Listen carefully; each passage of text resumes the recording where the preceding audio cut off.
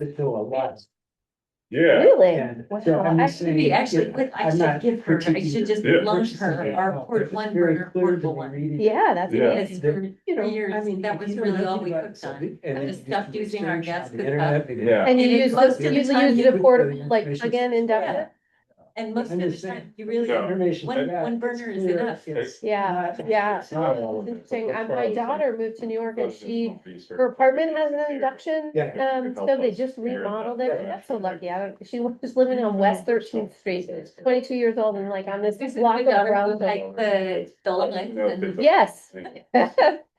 So, living a good life. I think she's, probably- yes, somehow she makes some magic happen. I mean, you know, she doesn't have a lot of money, but she seems to like land in these great places.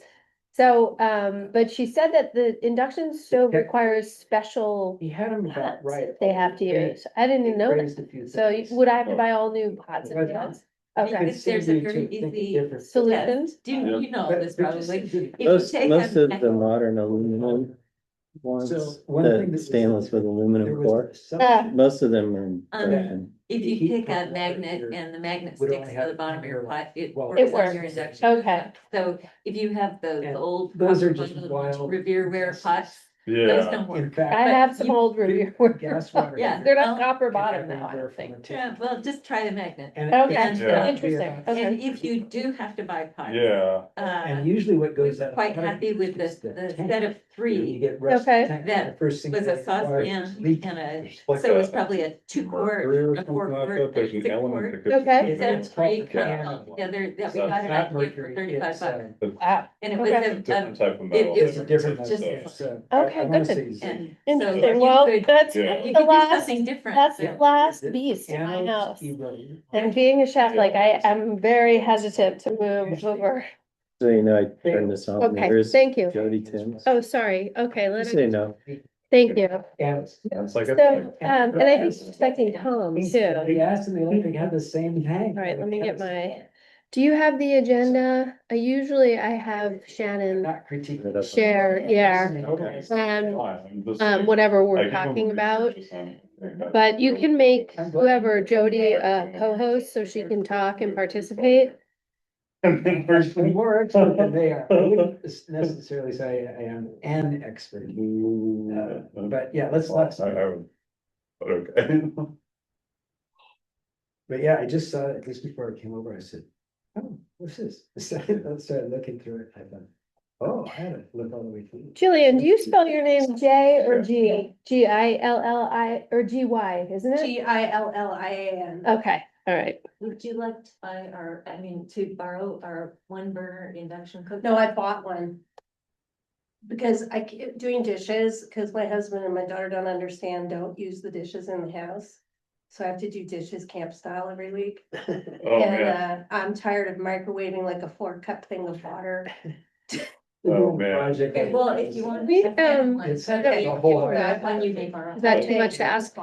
I just can't see that. I guess I could go sit over here. That will be fine. Why don't I just do that? Forgot that. Give me a minute. Are you sure? Jas told me to set it up however you normally have it set up, so he clearly didn't know that. Okay, that's all right. Do you guys mind? We're just gonna project this agenda and things over here too, because I can't see that. Can you see that?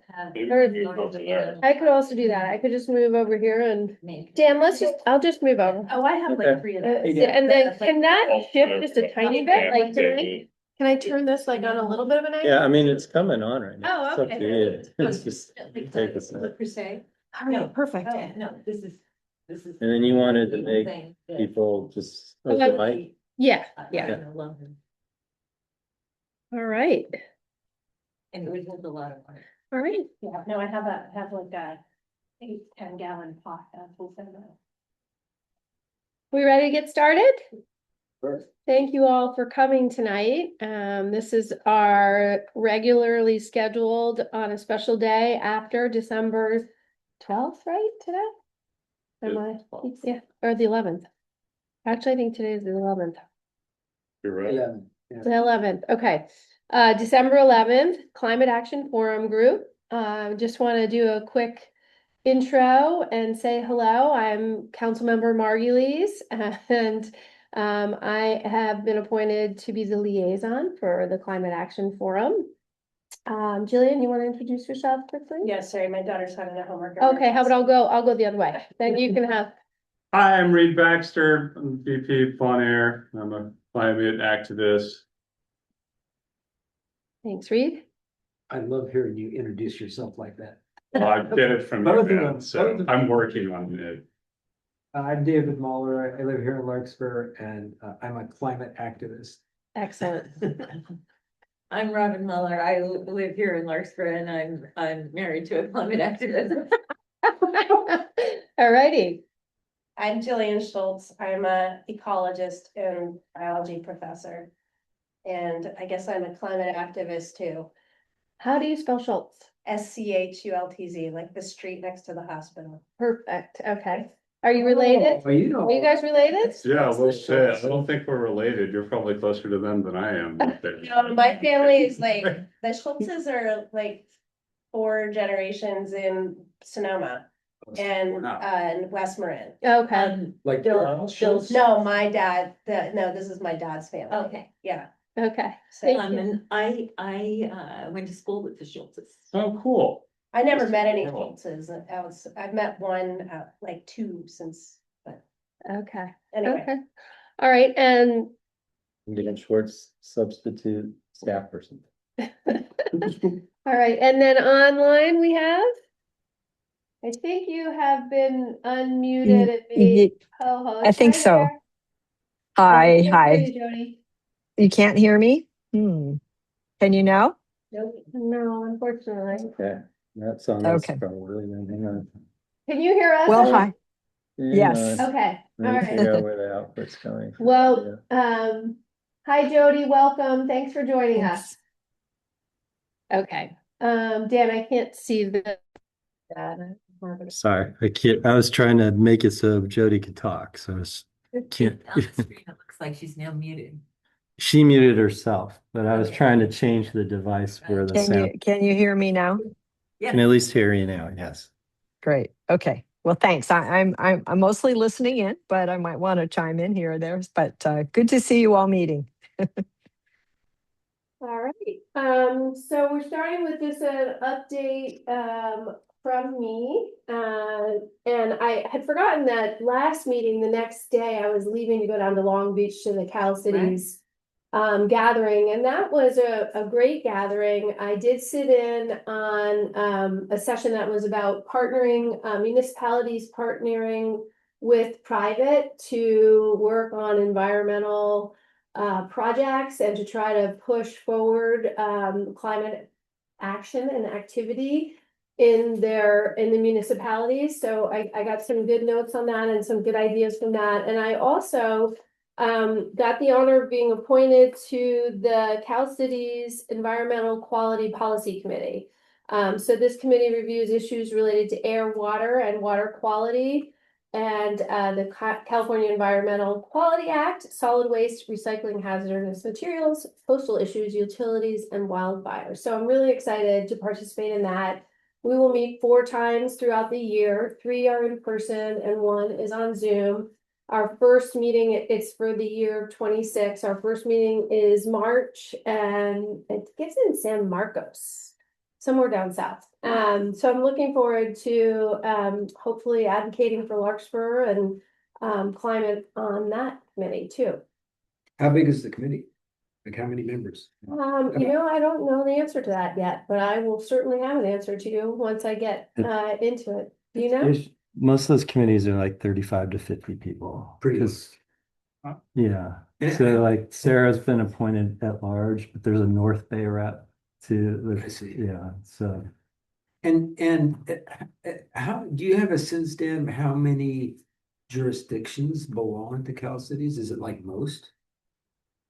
I would guess 95 So plus almost percent of the cities are Yeah, members. Hundreds. hundreds, yeah. Oh, yeah. There's 472 cities. Don't hold me to that number. It's in that. That sounds about right. Oh, yeah. I think when we attended Cal Cities in February for my onboarding, they said that there was almost just a handful of cities that are not membered. It is 97% or 98%. Yeah, Cool. yeah. Great. So other than that, sorry, David, I'll find out for sure how many people are on the committee. I was just curious. Yeah, yeah. All right, so we're gonna move on to our staff update, and I know Dan has a bunch of items to update us on, so Dan, if you wanna start off with the updates from our last action items, is that, Let me call that up, sorry. if that's not, if you had another order, that's fine too. No, just, Okay. I'm the substitute, so you gotta go slow with me, maybe. Start throwing things at you. Okay. So going to your action items from the October 8 agenda to update you. Electrification of fleets and landscaping equipment is one of the things that you talked about in October. So actually this morning we took delivery of an all-electric one person Jeep thing from that's going to be Recreation's main vehicle now for transporting things around town. Great. So, yeah, Right. Nick's very Nick's gonna be excited. pumped. He's very excited. It's a little John, you see him driving around a little John Deere thing. We haven't put any logos on it yet. Can't go on the road. It can go on a road up to 30 miles an hour, I think. So, you know, around for his trip from like here to the railroad building, yes, he can figure out a path that's safe. It's also for him a better way to move things around between the parks. Yeah, So it's probably like it has a cargo bed in the I was back or gonna something. yeah, Is it- small cargo bed and it could be attached, you can attach a trailer to it, but Cool. little baby step. And then of course, the other thing we've been working on is tunneling stairs. We've been testing more and more equipment. We've been borrowing some, we've been buying some to see what works and doesn't work. What the maintenance workers are telling us, the one big challenge when they've been trying out electric, and you may have experienced this at the shopping center, if they've been Yeah. testing it. It's not just that the batteries run out, that they actually overheat at commercial level work. And so they've actually been telling us we're probably gonna have to buy two of almost everything so that they can let one cool down after a while. Like a continuous. So like a usage. blower, because they're doing it at a big volume level, and if they're doing it for too long, it's not just that the battery runs down, but the motor Right, says whereas time to like stop. a commercial gardener goes from job to job. And it would and is cool it down using during the that, equipment? exactly, but we're doing like a huge park, and Yeah, they're like, yeah, we've had the Yeah. stuff just tell us switch out, so, yeah, but they'll get And you there. know, I think it's important, I'm reminded of this subject at least twice a week, because I have two neighbors whose gardeners still use the gas powered equipment.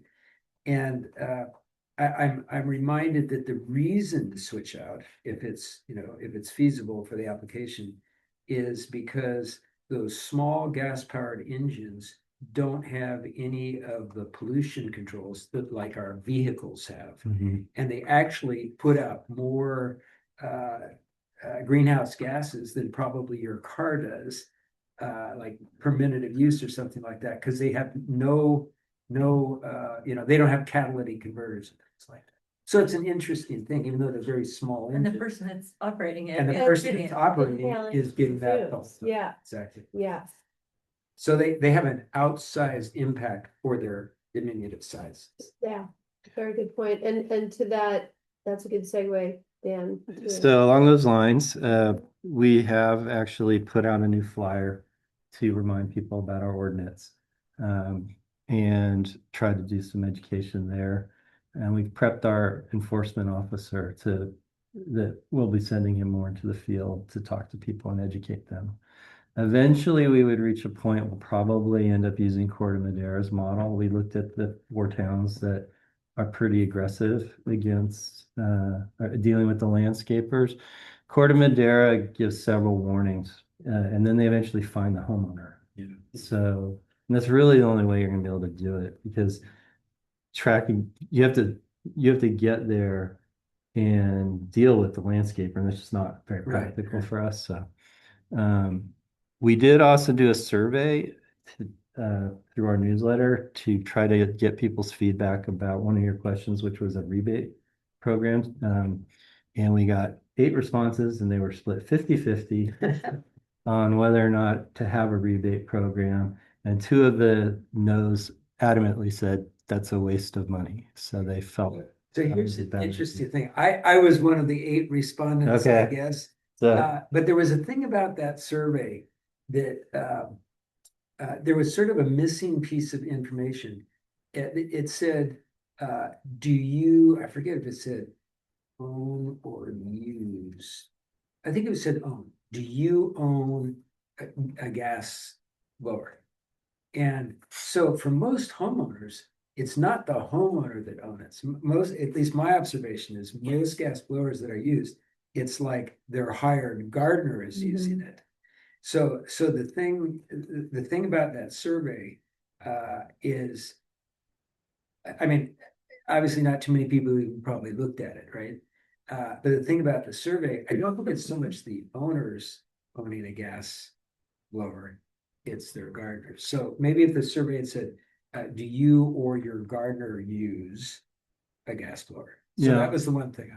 So I'll give you a city manager's perspective. 2 problems with this. One is that who are we targeting our taxpayer subsidy for?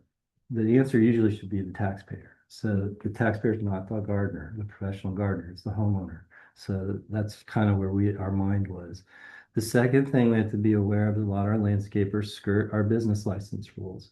And we most certainly would demand that you have a business license if we were going to provide a subsidy to a business. Right. So it almost would penalize them to have to, in a sense, you could get a business license. I'd be happy about that, but a lot of them are going to have trouble paying a business license fee because they're running on tight margins and may have concerns about legality, their presence.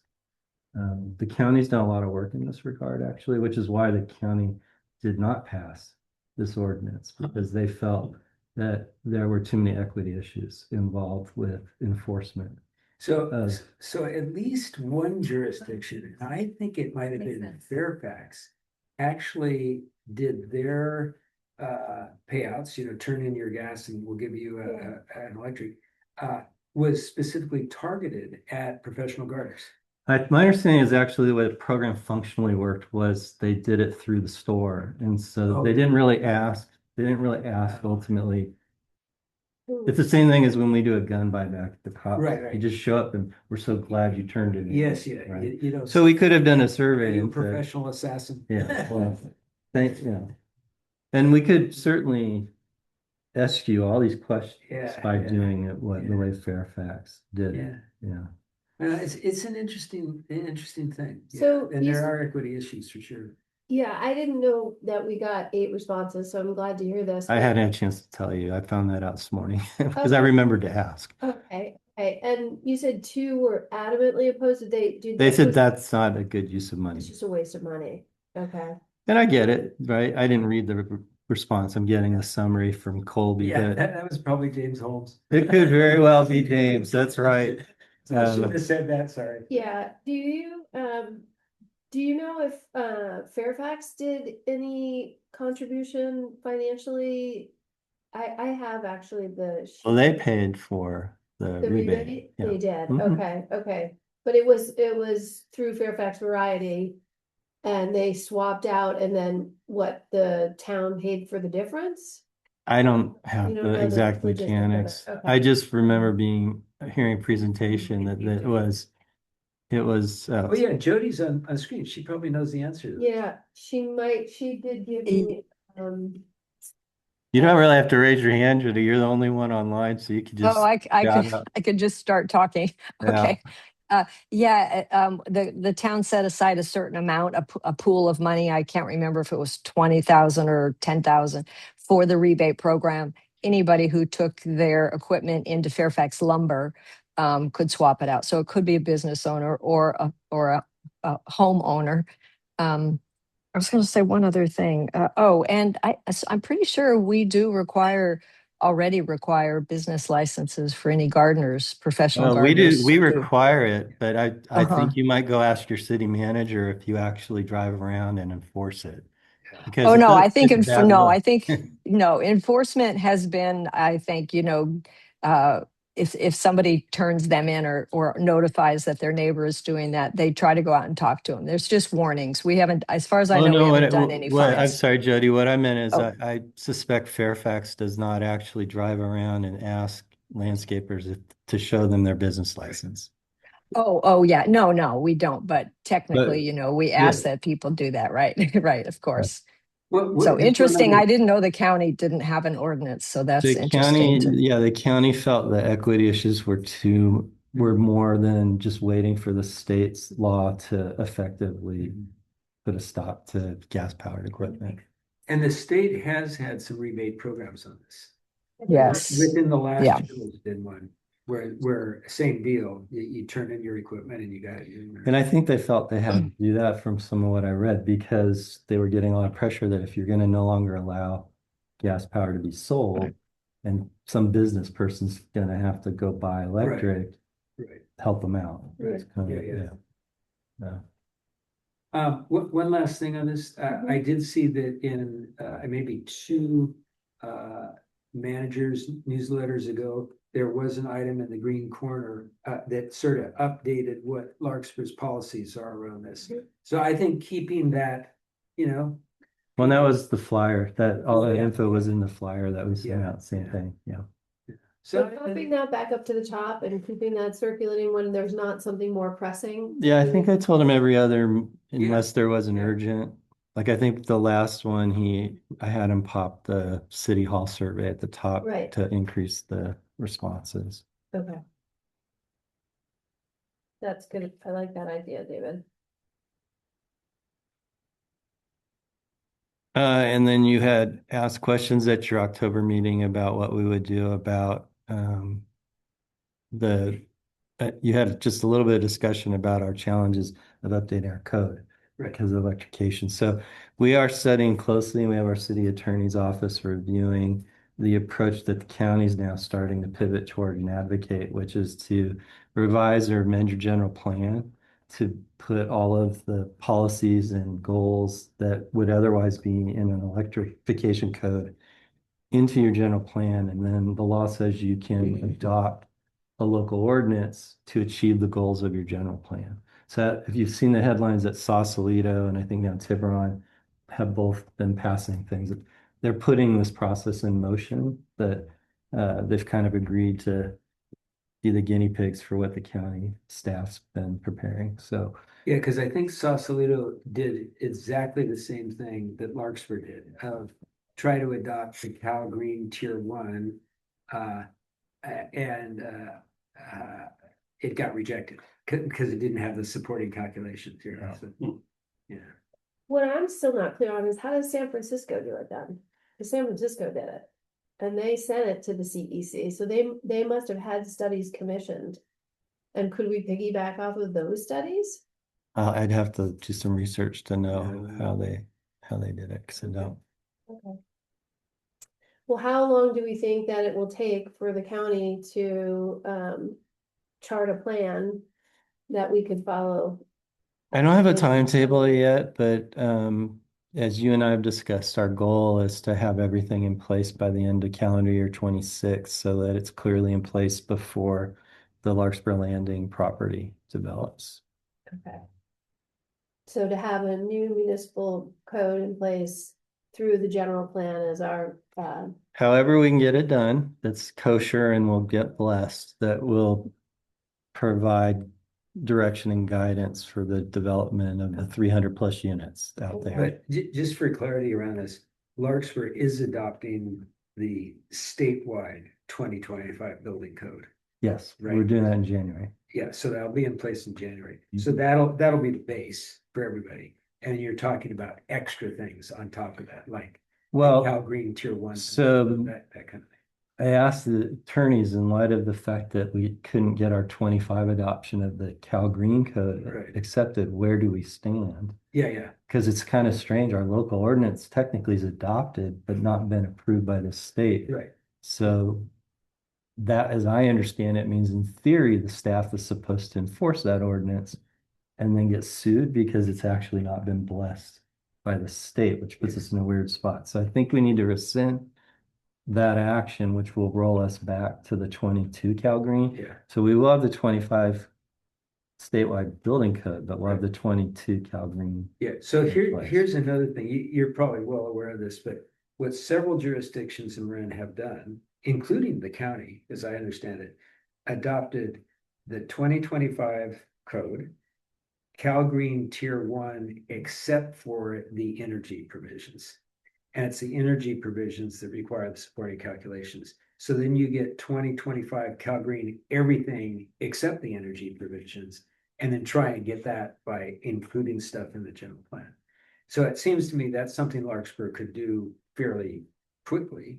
I mean, maybe with that January action, adopting the 2025 building code as part of that also. Yeah, I'll have to ask the attorneys Yeah, what we can do. but I'm pretty sure the county has done it that way. I'm pretty sure San Rafael did the same thing. Mm. And there may be a couple more. Jody, is that what Fairfax did? Yes. Yes. Calgary? Cal Green Tier 1. It is already in our general plan, though, that we plan to go all electric. So that's there for backup. But yeah, we did the Tier 1, not the energy codes. Right.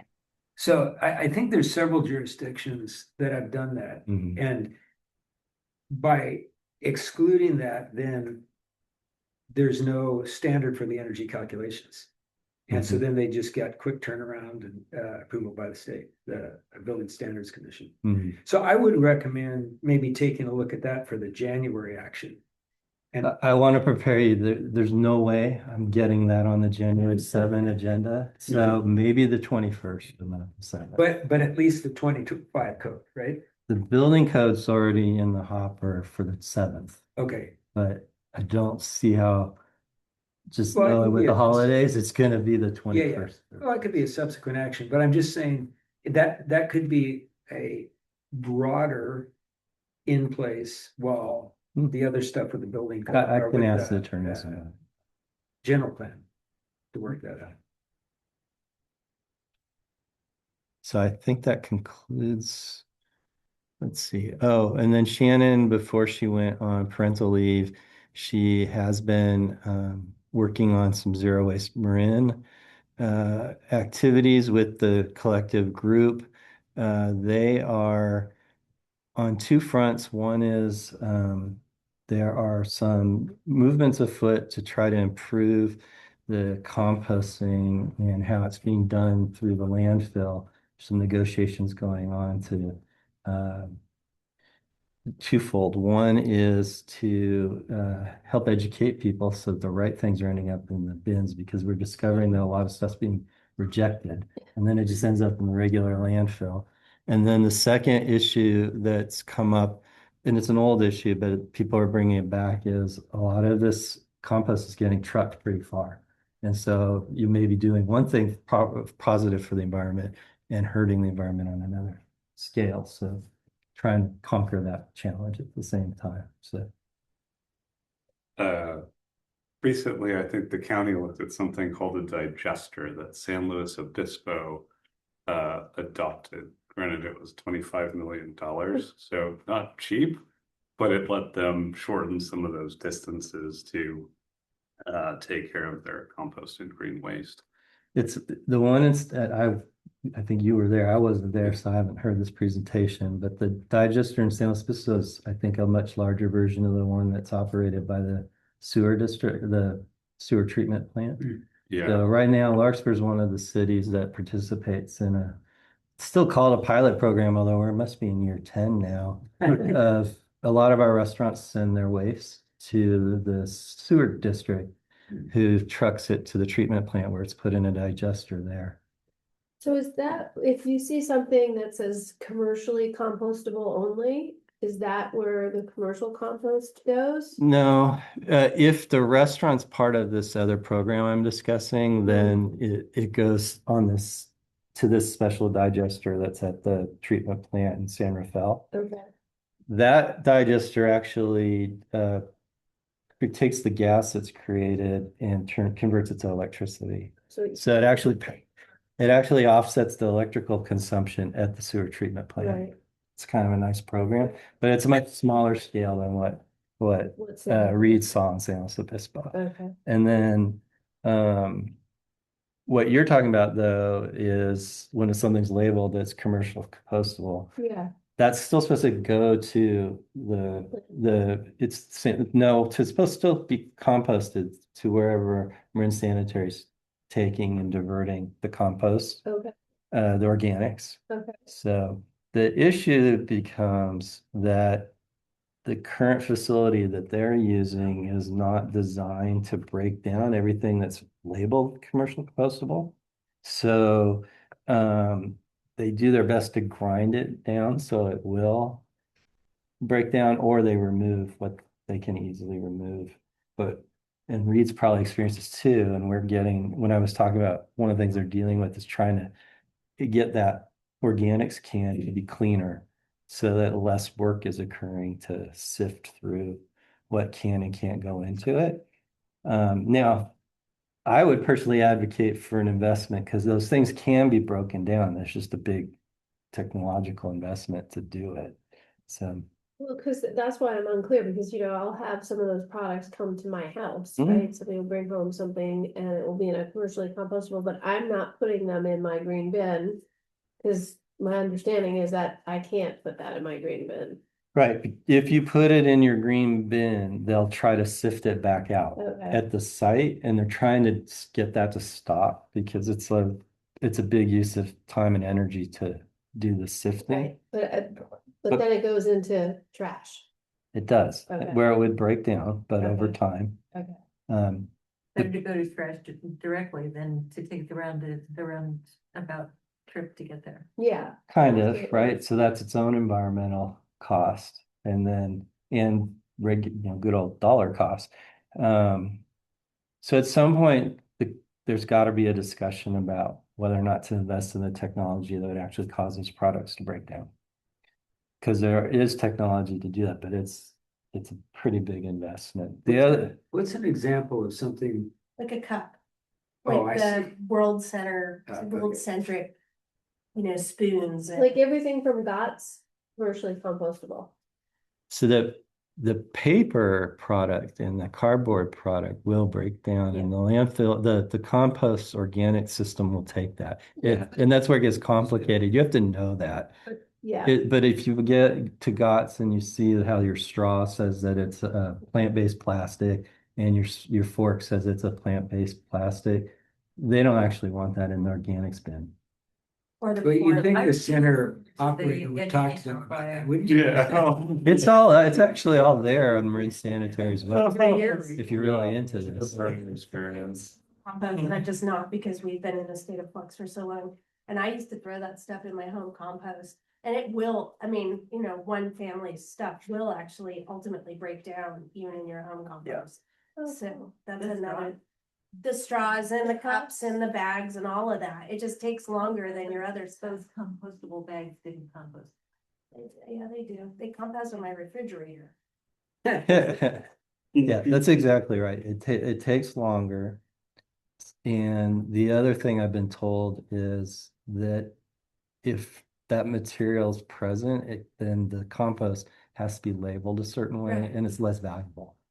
So the company that runs the composting site, again, doesn't want it for that reason too. So Okay,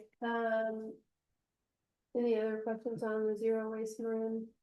This is how we got done. yeah, I think we've hit it. Did you say something about MCEP? So I missed NCP's last meeting Okay. in the transition to Shannon going on leave. So I'm not up to date on the latest thing they're working on. What I was told though is 2 of the cities have been talking about doing some amendments to their climate action plan, and Christine's looking at the format. Because she really wants everybody's plan to look the same because it's just a lot easier. Yeah, San Anselmo is starting to look at amendments to theirs, and I heard this report just today. Jody was on the same call that, the way it usually goes is the next climate action plan looks at the last one as the model, and the most recent one is Novato. And in their climate action plan, the council wanted some stuff that's typically in there, not to be in there, to have the actions not be so specific Hmm, as we're used to. mhm. So San Anselmo's sort of grappling with that right now is to, be more specific or be less specific using the Nevada model. Hmm. So it's an interesting thing. And why do you know why Novato's council wanted it to I, do? I don't, Okay. I can say, among all the jurisdictions, Novato has not been a leader on climate action. So it may have been, don't nail us down too much. Right, I don't- I I mean, don't- they're only just adopting one now, so. Yeah, and their old one was really old. So, And so, they had one prior to that. they did, and it may have been Novato that had it built into their general plan rather than as a standalone. Okay, I think it was Novato that I did think that's right. They had a sustainability element, Yeah.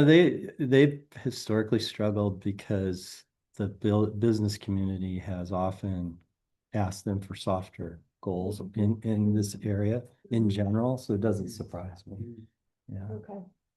it's also, I mean, let's be honest, maybe a little more conservative in Nevada than the rest of the county. Yeah, for sure. Yeah. Hey, need you to scroll. Okay. Up or down? Down. Oh, this is, this one, sorry. I got too many things open. We don't have any presentations, and we will move on to item number Oh, 5. can we hold on, Oh, on 3.4? I'd like to report out on that. I attended the Air District Stationary Source Committee meeting yesterday. Oh, that was So, yesterday. Okay, yeah, good. so just a brief update on that. So I went into San Francisco, and attended it in Okay, person. great. I'll try and keep this real brief. So there's the big board of directors that Mhm. has representatives from all the Bay Area counties and all the jurisdictions. There's like 35 Okay, members or something of the board. And then they have committees to do various things, okay. as boards often have. Mhm. And one of the committees is the Stationary Source Committee. Okay, And that's the one that focuses specifically on things like nitrogen oxide releases. Okay, so Brian Colbert, our supervisor and our representative to the Air District, is on that committee. And that's the committee that has the lead for the zero NOx regulations. okay. So, as you know, the staff, the Air District staff put out October 24, some proposed amendments to the Mhm. zero NOx rule that was adopted in 23.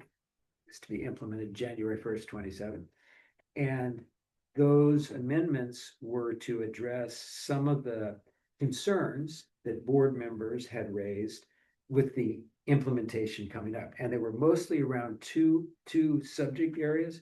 One was cost, Mhm. and not having too great of a cost burden on residents. And the other one was on challenging installations. So in a particular situation for that particular residence, made it very difficult to not go with a gas Got it. unit. And so staff prepared some proposed amendments specifically to deal with that stuff, sent it out for public comment. And the main focus of the meeting yesterday was for staff to report back to this committee, the Stationary Source Committee, Brian's on, and basically present the proposed amendments and what they found out from public comment on those proposed amendments. And they got way more than 8 comments. They got like hundreds and hundreds of comments. And generally very supportive of the proposed amendments, generally very supportive of continuing on the current implementation timeline. And then at the meeting, there were 7 board members participating in the meeting, 3 in person, the others on Zoom. Brian was there in person, so that was nice to see him there. And a whole lot of people spoke. I'd say there were probably 80 or 90 people in the room. Maybe 40 people spoke. Almost every one of them supportive of the amendments and timely implementation. There were a couple people that were saying we should defer, not delay, not implement. And everyone who spoke for that was representing a realtor organization. So the realtors have basically gotten a hold of this and don't like it. Mm. There, and several of the commenters commented that the information that the realtors are putting out is misinformation, which is pretty much correct. For whatever reason, I don't think necessarily they all know that, but they're alleging stuff. Mm. Bottom line on the committee meeting was, it was a informational meeting. It wasn't not a decisional, Right. but it was clear that of the 7 board members who were attending at this meeting, 6 of them were clearly very happy with the amendments, were supportive of them, and were supporting timely implementation. One of them clearly was not. Okay. So that's, a little subset of the much bigger board, but it was a pretty good indication. And very important, 2 of those members of that committee, the chair and Brian, Monday of this week, toured a 5-unit apartment complex in Berkeley, which had just changed out all of its gas water heaters and gas space heaters to electric, with 200 amp service to the whole 5 units, which is not very much. And a successful project. And so they had the designers there, I mean, the engineers there, designers, builders, they were all there to kind of talk about it.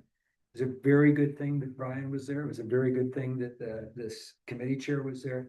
And they both said it totally affected their thinking because it changed it from sort of hypothetical to real stuff. That's And great. so anyway, so it was a very positive meeting overall.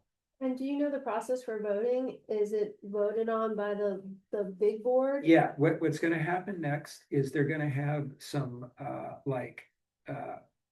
kind of a workshop or public event sometimes in January. Okay. And it'll probably come back to this committee then in February, and maybe a decisional vote by the whole board in March. Okay.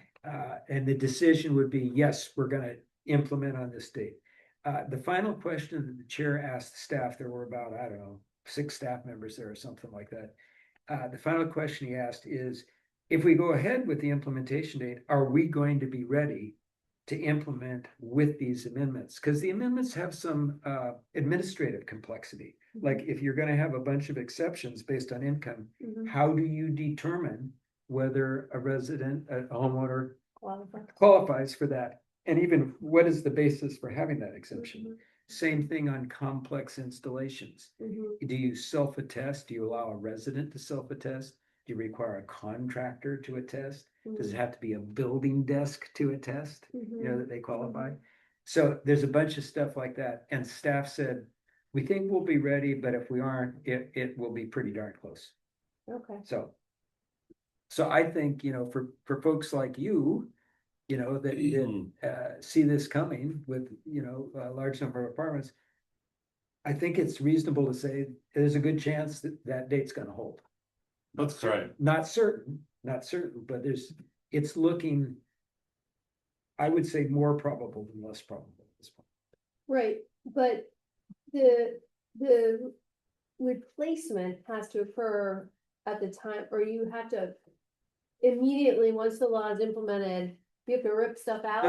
No, it's replaced on burn. Yes, So okay. it's very similar to what Dan was talking about, like right now, go to Home Depot, you can't buy a gas chainsaw or a Right. gas blower, they don't Right. sell. It's the same sort of thing. You won't be able to sell or install Gas, water. a non-zero NOx water heater in the 9 Bay Area counties after January 1st. So what'll happen is people, when their water heater goes out, and they call up their plumber, the plumber will be bringing in a electric heat pump model instead of a gas model. And what about stovetops? Same It has nothing to do with this. Okay, just It's water only heaters. water heaters, only, Okay. and then Nitrous two oxide. years later, only space heaters, and that's it. It's just, those two make up more than 90% of the emissions. It Okay. has nothing to do with cooktops. Okay, but am I incorrect in thinking that nitrous oxide is also a byproduct of burning gas in your house? I thought it is, right? Definitely, Okay, definitely. okay. But it's the just amount for- that comes out of your stove or your barbecue or something like that, it is a very small portion. So, Okay, you want to get the the big, yeah. big the big hitters. Low hanging fruit. And so, Most people, I mean, and- it's not gonna be the same in every house. It might be that as a cook, there's a lot coming from your cooktop. yeah, yeah. Okay. So, so the rollout will be very gradual because the average lifespan of a water heater is about 20 years, 15 to 20 years. Mhm. But if you go with 20, that's only 5% of them burn out in a given year. So it's a very gradual rollout. And what I spoke at the meeting, one of the things that I said, it's going to be it's going to be messy no matter what when you first start this. And it's going to be complicated and the people are going to be squirming. But after a few years, it'll sort out because that's all you'll be able to get. And people that, have a difficult installation, I have to put in $20,000 worth of new electrical equipment to do this, they'll get an exemption. And the really good news, and this came up at the meeting and then I'll stop, but the really good news, and Rita's heard this before, is that because these rules were adopted back in 23, the market is already adjusting to them. And that's been the biggest driver of the 120-volt plug-in hot water heaters, has been the fact that people are going to need something. Mhm. And by doing that, typically you won't need to do much electric. So it all looked to me like more probable than less probable. And so go ahead. Yeah, I just wanted to share offline. I've had the pleasure of working with David on our own kind of appliance replacement program as we look at multi-year electrification for the multifamily complexes in and around Bon Air Hill. It's it's a very deep and interesting field, and there's so many different types of rebates. I just want to say thank you, David, for educating us on that. Thanks for being open to talking Yeah. about it. Well, I'm glad you're able to connect and he's a font of knowledge, this David. We're really lucky to have you on our team. Absolutely. Yeah. The one other thing I was gonna ask you about the process is, does the commission then make a recommendation to the board, or staff makes the recommendation, or how does? So when you say commission, you mean the committee? Oh, sorry, yeah, committee. That's an interesting question. I wasn't aware, since it was non-decisional, that there'll be anything from the committee to the rest of the board. I think staff will say, we reported out to the committee, the Mhm. Stationary Source Committee. What we heard was this. I think that's the way. Okay, Because it was non-decisional, they didn't take any vote or anything.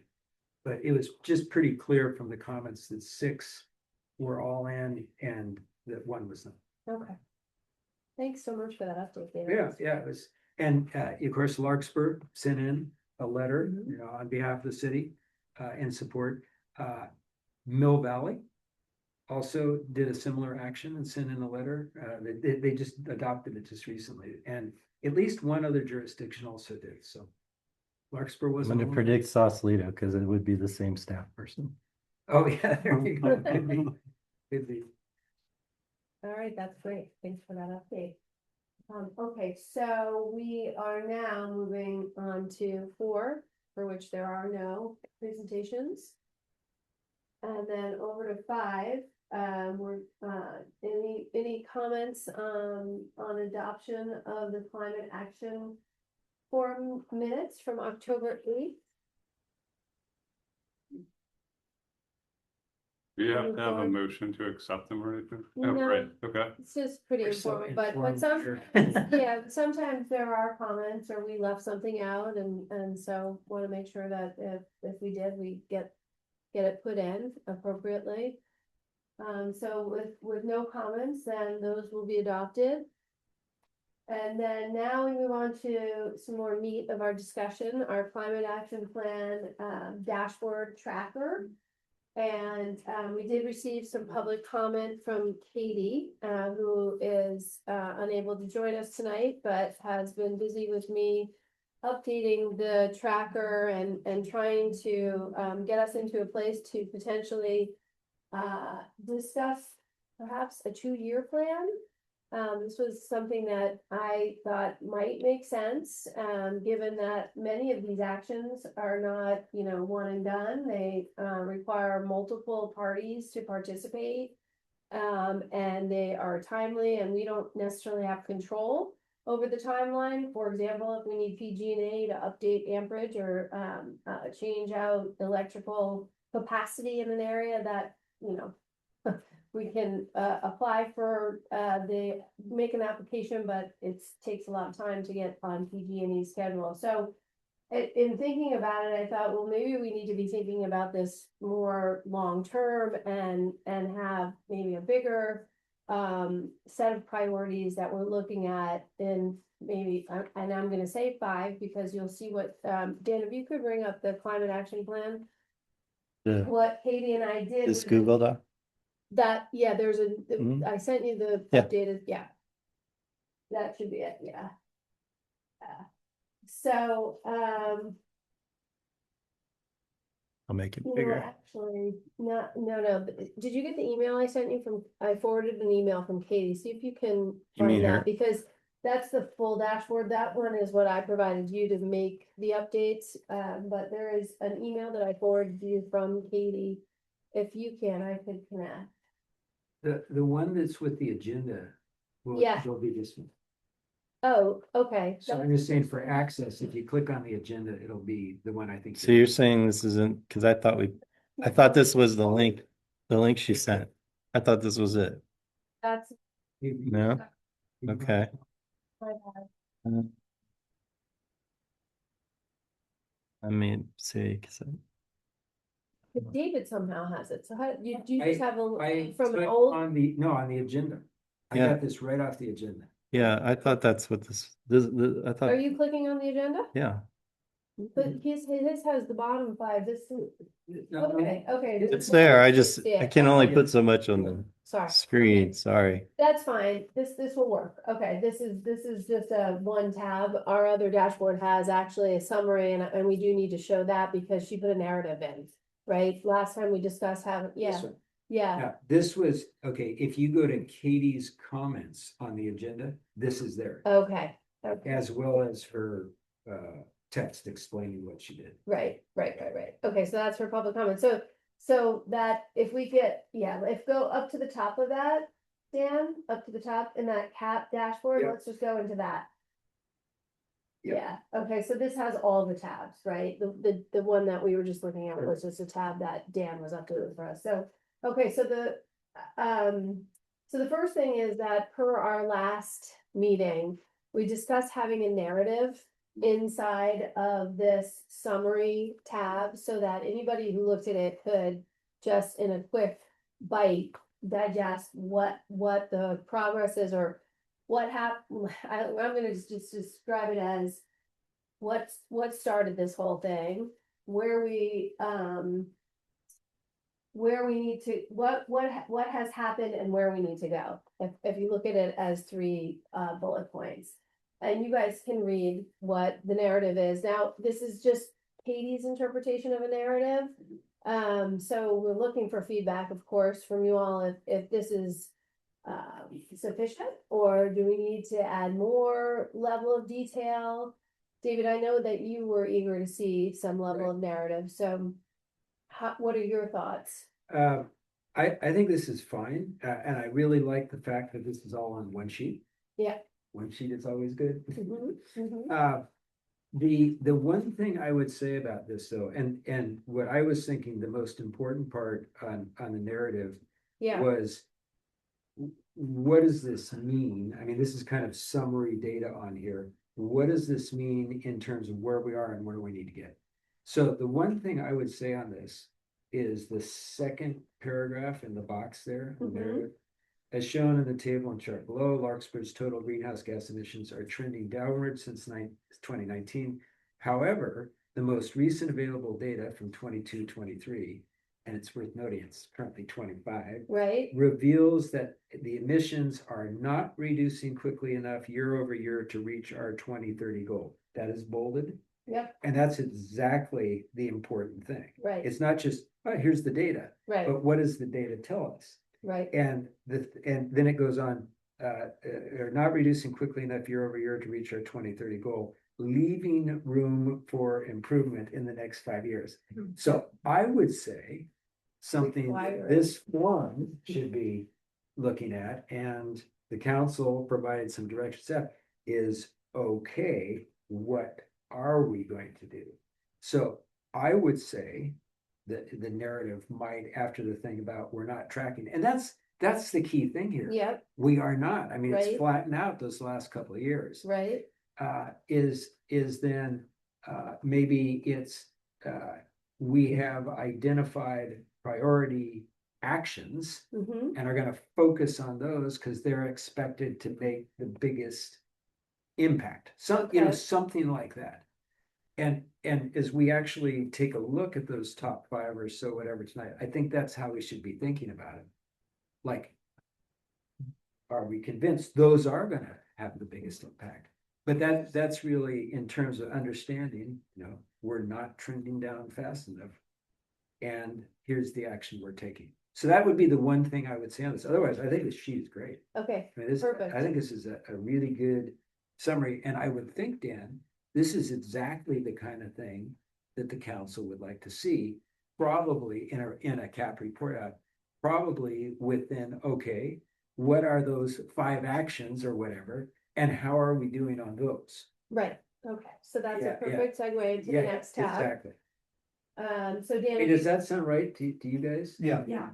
okay, so then if we go over to the next tab, Katie did, as you said, she pointed out why we designed this to look the way it looked. Right. We went, of course, as you all know, we chose the 2 buckets that are the biggest efforts in carbon emission, which is the renewable energy and electrification and the low carbon transportation in terms of our actions. Right. And then we put the survey out, asked everybody for their feedback, and we got 5 responses. We didn't get a lot, but we did find that in those responses, there were certain actions that 3 members of the 5 all agreed upon.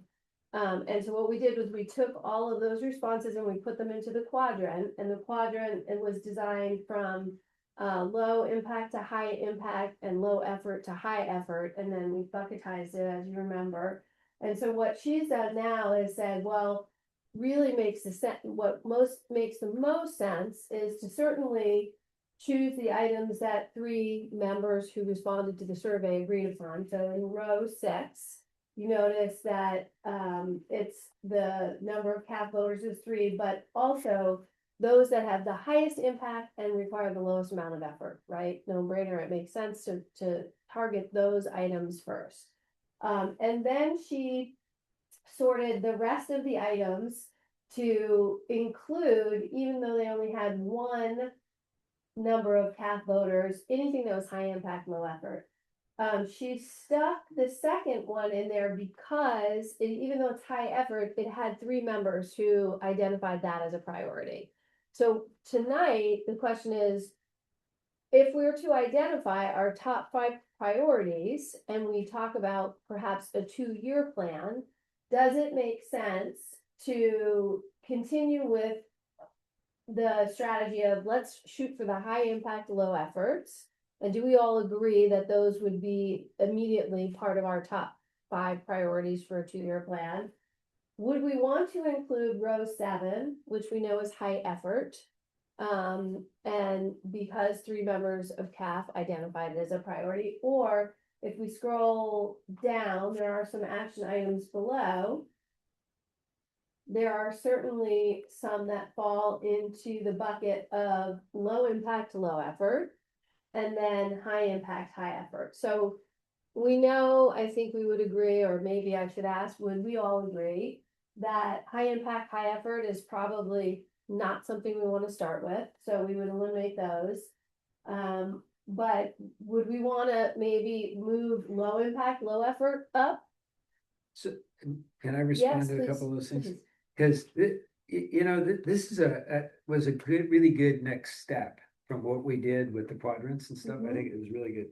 And I have to say, when I looked at this, I was a little confused about the green and the red colors on here, Yep. because I think they have nothing to do with the red, amber, green down Oh, there. no, yeah. And it took me a while to sort of say, I have no idea why these are colored. But as I'm hearing you talk about it, it's to emphasize what's high or low. Right. It's just to help that jump out. So Right. that's very helpful. Right. But here's the thought. Go back to this first sheet. And we are not on track to meet our goal. Correct. So a low effect, whether it's high effort or low effort, isn't gonna do much to get us back on track. Right. So I would say, let's go for high impact. Yeah. Obviously, low effort, high impact are the number ones for sure. Correct. But even if it's high effort, if it's high impact, the only way we're gonna get on track is to do stuff that has high impact.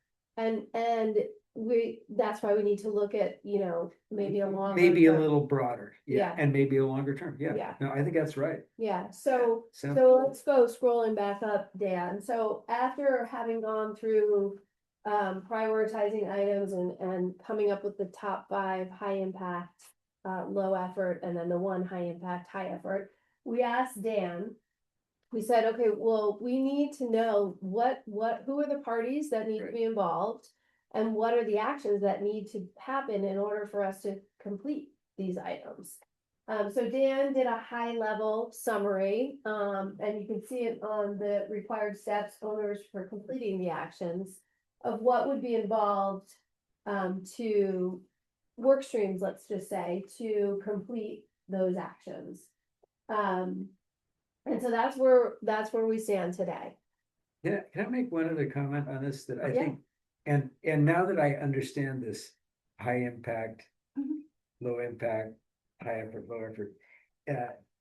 I think it would be good tonight if we took a look at least the 3 high impact ones in the next, Okay, even if they're high effort, just so we know what they are, because they have high impact. But here's something that jumped out at me, and Dan, I am really glad you're here tonight because I think you're gonna have some real thoughts on what I want to say next.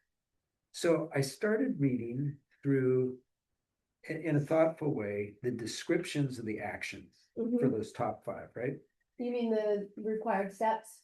Nope, Oh, the the action action description, thank you. right out of the Sorry. cap. Okay, And it all of a sudden hit me, the first 2 especially, and I'll get into specifics on this. But the cap was drafted in 2020, Mhm. adopted in 21, June of Mhm. 21. Mhm. Here we are, it's the end of 25. Mhm. And since the cap was adopted, we've had 2 huge events. One was the Berkeley decision, Mhm. which made it illegal for jurisdictions to require all electric. Mhm. And literally, the first one of these says, oh no, it's the second one. I crossed this out, so it's hard for me to read, but it says, consider adopting an ordinance in 2024 that requires homeowners to replace blah, blah, blah, blah, blah. Well, at least part of that would be illegal now. So what jumped out at me is, I think besides deciding what are these top items to work on and what are the action, what are the specifics of how to do it, is at least a few of these need a little tuning Mhm. in what they say. The concept's right, Mhm.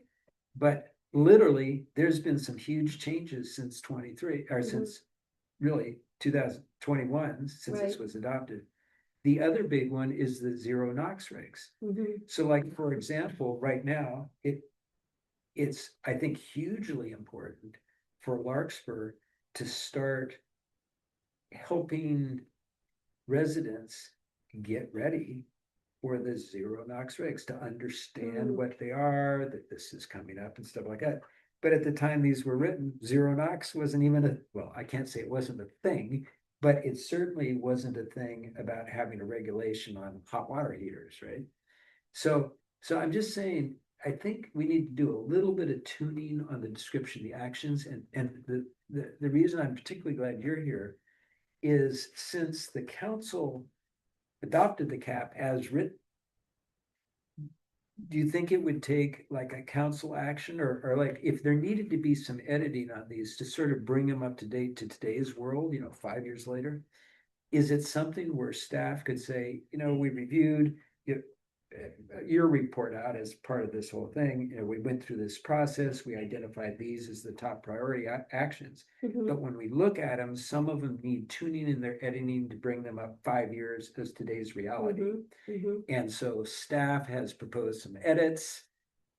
can we do a motion to adopt and, you walk them through the edits?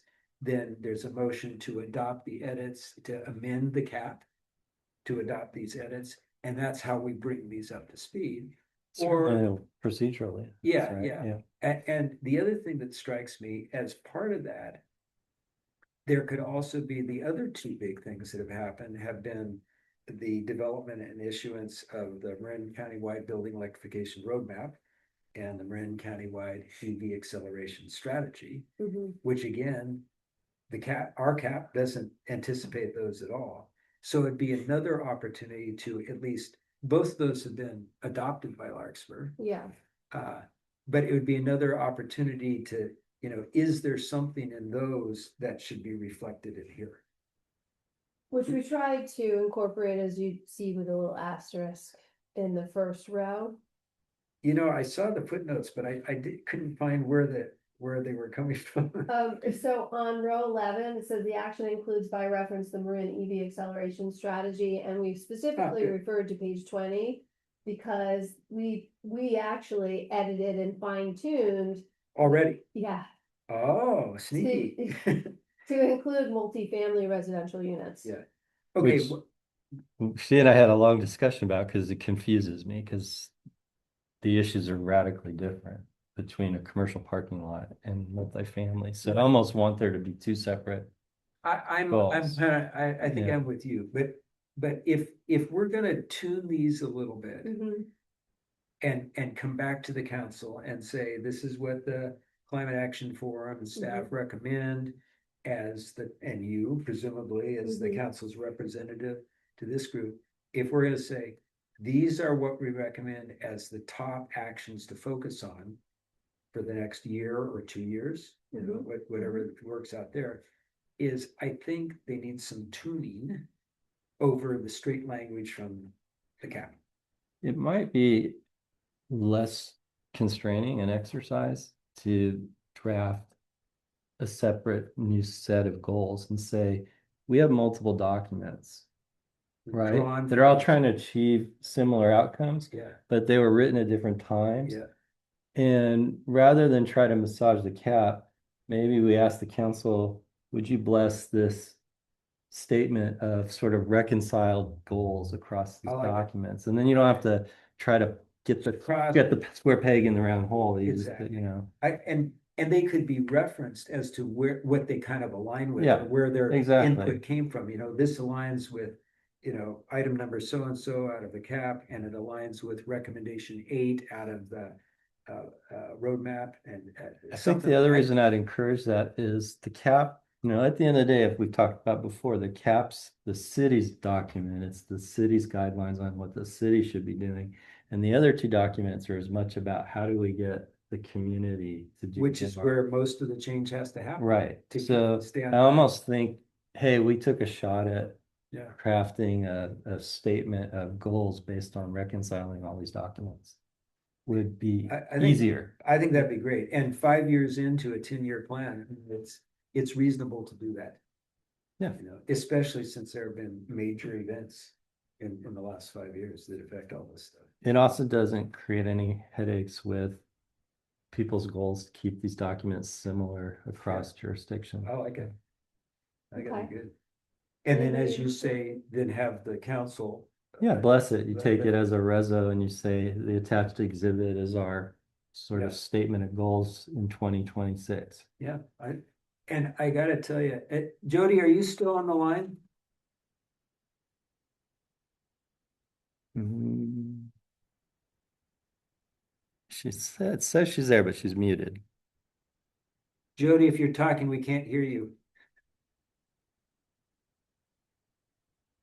Maybe she got Well, distracted. anyway, I believe that the Fairfax Climate Commission, I mean, each jurisdiction has a slightly different name, and the San Anselmo both go through an annual process where their standing commission, their formal version of the Climate Action Forum, literally develop a set of priorities for the upcoming year. And they go to the council and say, this is what we recommend we focus on. I know San Anselmo does that, yes, I've seen it. Yeah, and I don't believe those align exactly with action items in their CAF, Okay.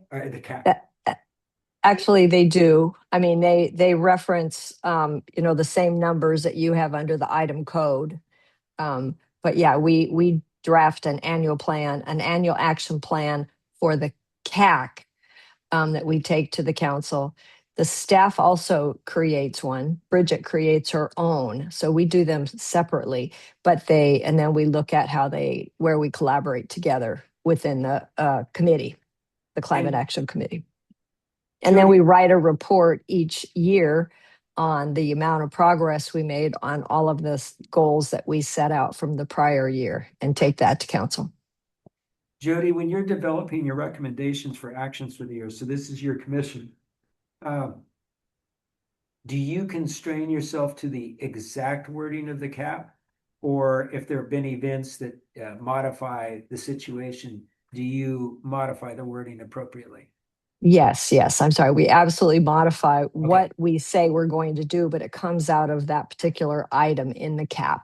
Yeah, But we don't use it word for word, no. Because Right. we'll often take a piece of it or it'll have several bullets and we'll just do one of the bullets. So we just put in the goals, what our strategy or action we hope to get done in that year is.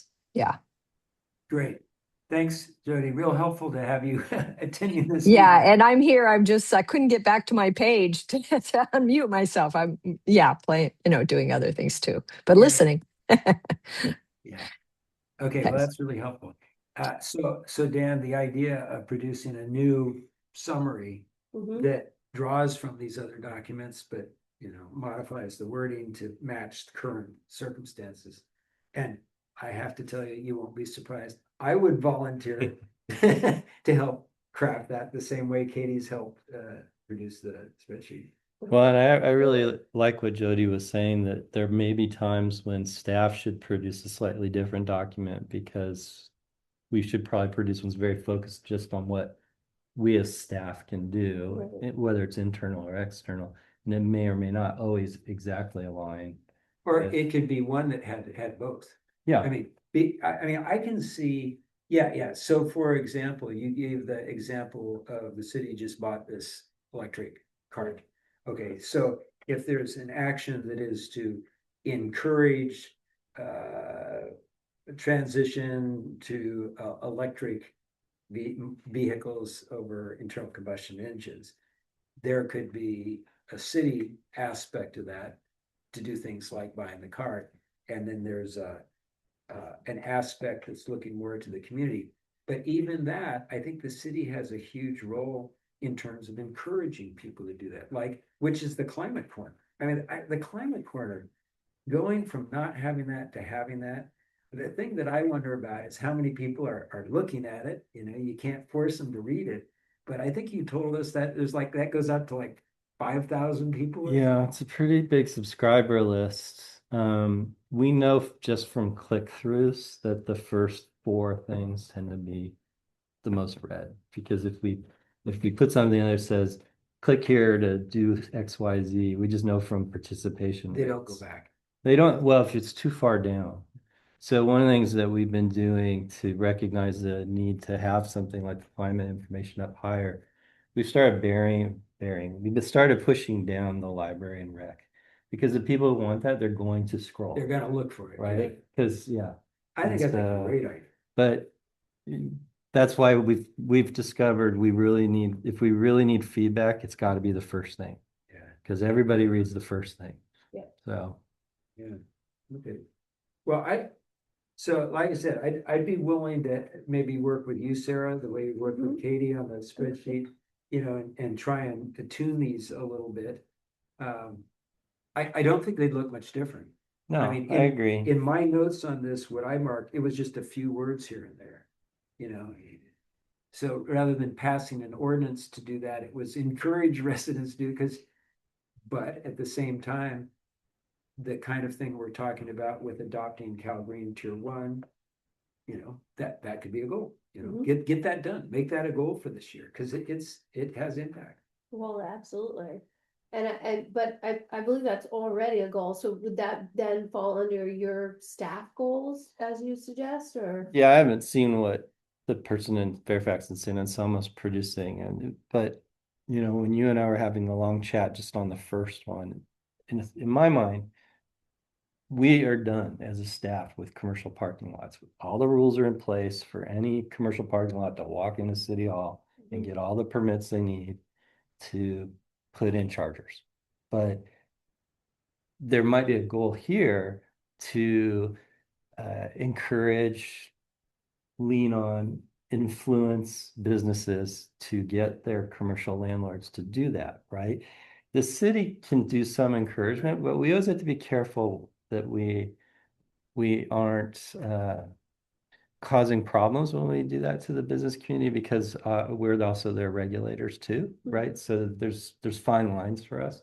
So that's why the documents might have some subtle differences because you may want to encourage how do we get the commercial landlord to see this as a good investment? Yeah. Can you envision that it could be one set that would have two parts to Yeah, it? certainly. You know, general community, you know, action, because even the ones that are not, I mean, take the example that you gave.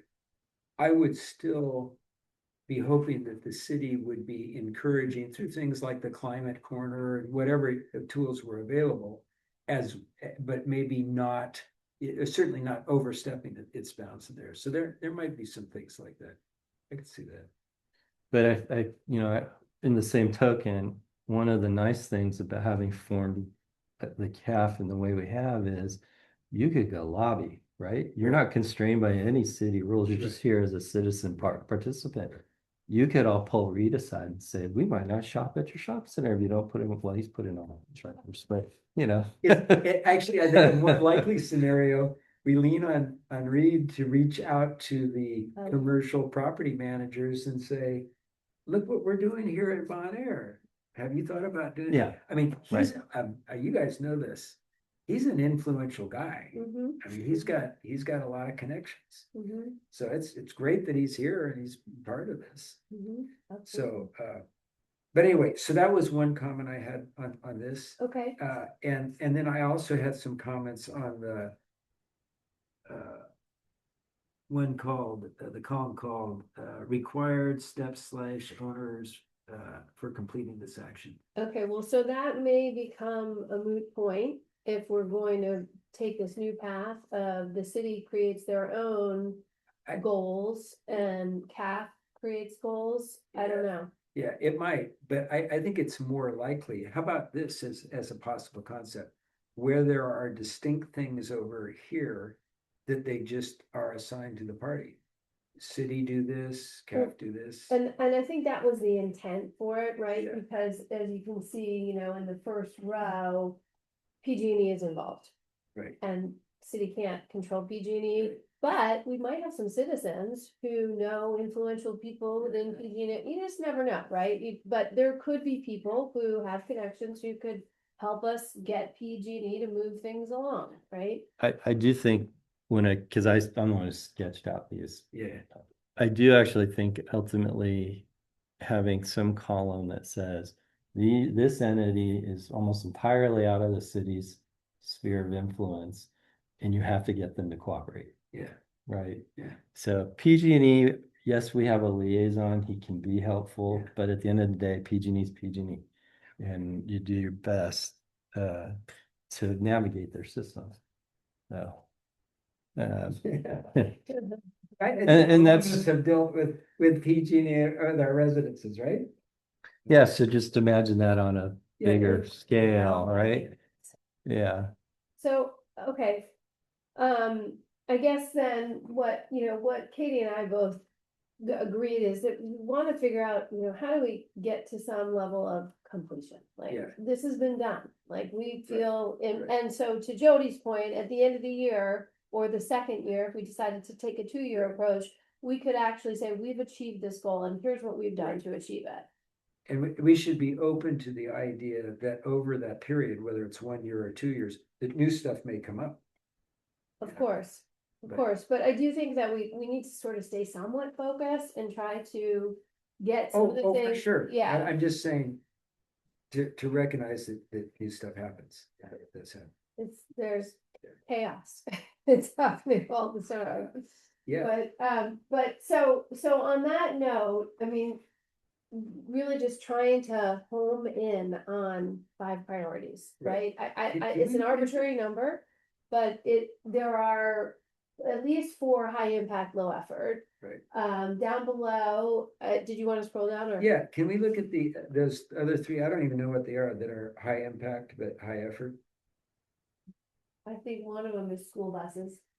Yeah, because that was one that I would like to see. Is there a way that can be darkened, that column, so you can see what's actually in there? I do not know. I'm not sure if I'm allowed to edit. Let's see. Okay, It's view well, only. Yeah. Yeah. So we'll have to ask Katie to do that. Yeah, high impact, high effort. I can. read So it. it's, okay, yeah. Yeah, okay, so. high the impact first one's a yellow school bus. The first, yellow program and student use of regular transit to reduce school traffic. Yeah. So that's row 17. Row 18 is electric landscape equipment, encourage the use of electric landscaping equipment instead of gasoline powered equipment through engagement campaigns and local ordinance. And Which then is that- how There already is local ordinance. there is a local ordinance, Yeah. yeah. So we just need to. So that's a enforce and perfect educate. example Yeah, of 2020 language. right. Yeah, And now we have an ordinance, so Yeah. that, I mean, that's kind of a done item, and now we just need to do the encouragement. enforcement Yeah. or. Well, and education. whatever Education. education and, And we've been doing that in the climate action corner, right? Moving it up to the Right. top, promoting it to the top of the ladder. what's And then the the, last one, are you leaving, Julian? I do, I have to feed the 13-year-old. Thank you for coming. thanks, yeah. Yeah, Nice to yeah, see you. She gets grumpy. Okay, happy holidays. Yeah, you too. Thank you. Good luck with the project. Thank you so much. Thanks. Renewable electric energy and electrification is row 19. And it is innovative technologies investigate and pursue innovative technologies such as microgrids, battery storage, and demand response programs that will improve the electric grid's resiliency and help to balance demand and renewable energy production. I think Tom, Is that? I think you must have written that one. I think Katie wants to sign up for it. Yeah, Yeah. Katie wants to sign. Yeah, Well, So- that one, that would be a good example, at least in my view, and I don't know much about that subject area.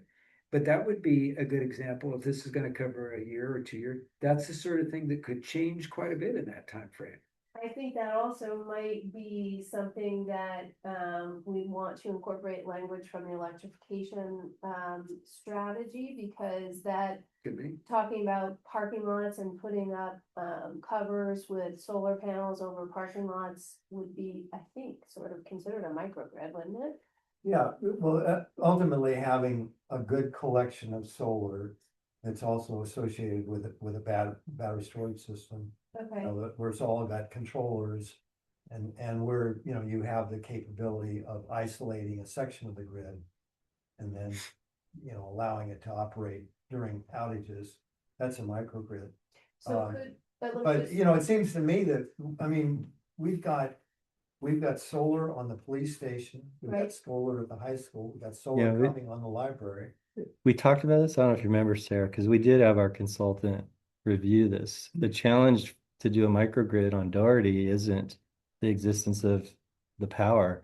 It's the interjurisdictional cooperation. Of the different entities. You can't do it. It won't, the economies of scale aren't there unless both, mainly what we really need is Redwood High to school sign up, district, right? yeah. We can bring the others, most of the rest of it to the table. Yeah. And then we'd have to cite the central hub for the Right. microgrid, but that's doable. Yeah. But the high school district's very difficult to. So, Yeah, so, the thing is, I see it more as goal setting, Yeah. yes, Put it out there. exactly. If, I like, agree. it might not be doable, yeah, but as an action, right, Let's, You know, let's keep it on the radar so that, where we see potential to influence policy or PG or, I mean, this project in West Marin, the PUC is mandated.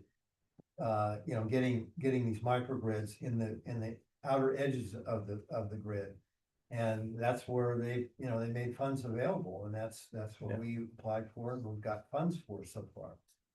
But, it's also the case that there's so many advantages to being able to rely on microgrids, like even during high fire risky times. Mhm. Like in Southern California, if they would have been able to isolate the grid, in the Palisades or, those other areas that just took off, that could have made a difference. When the high winds came up, okay, it's time to isolate this section. And then, the risk of power feeding through high, vegetation areas is reduced. Right. So. So Anyway, a thought on this, I mean, I was the one who asked, what do those say? I can't read them, right? Yeah, My gut says that the second two of okay. the high impact, high effort are probably worth keeping in here. And we can figure out what is that, how do you, the implementation, that last column over there, like, what do you do? Mhm. To try and move that forward. But that one on the yellow school buses, I mean, personally, I think that's so far out of influence of anyone. Well, the problem with that's the districts are gonna say, well, okay, city, if you'll give us money, we'll have a Exactly, bus. Yeah. exactly. But clearly, I mean, everybody would like to see the rush or not the rush, the crowd of traffic Mhm. to pick up and drop off around schools. If that would diminish, there's so many benefits from it. I mean, really think of all the emissions from all those cars that are sitting there idling, Yeah. and it's one of those problems. Plus blocking the roads and all that kind of stuff. It's one of those problems that there's no silver bullet to. It's probably like silver buckshot. Like, if you make the safe routes to schools that much better, that helps. Can be carpooling. If you encourage carpooling, that helps. I mean, there's a bunch of little things that in aggregate might have some impact on that. yeah, and I think again, keeping these things as, long-range goals that can be integrated together. I mean, the fact is that they do have a yellow bus school program in West Marin, Mhm. and they're getting an electric bus. And there's also potential of, the microgrid charging the buses. Right, bi-directional. And, Mhm. yeah, and then ultimately being bi-directional. Mhm. So, Mhm.